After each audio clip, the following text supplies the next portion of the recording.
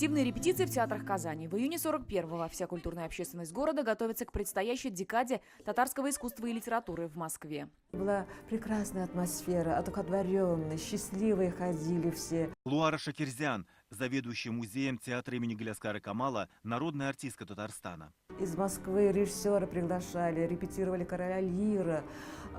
Все ждали этот творческий и ответственный экзамен. Но планы нарушила война. Таланты и силы бросили на поднятие боевого духа. Условия существования сильно осложнились. Так здание театра Камала превратили в эвакуационный пункт. Труппа переехала в Качаловский театр. Спектакли давали поочередно.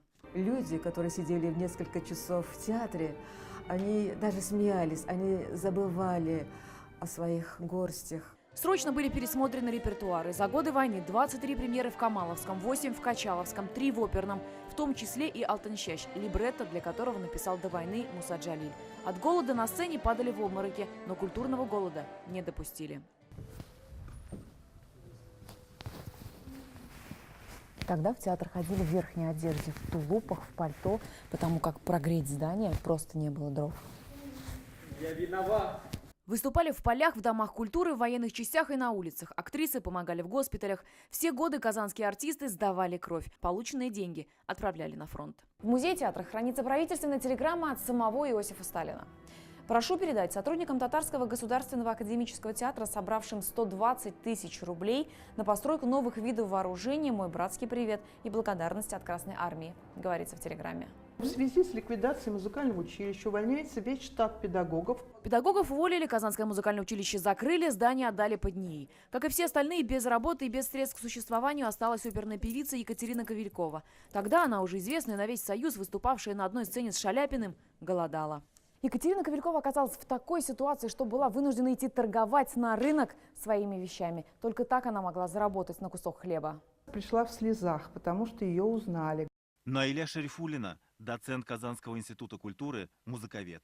Ковелькова продает свои вещи, а что делать, на что жить? В Казань из Москвы эвакуировали заслуженных деятелей искусства, в числе которых и знаменитая семья Гнесиных. Многие из них стали преподавать в училище, которое было открыто вновь. Педагогам выдавали карточки на питание наряду с рабочими заводов.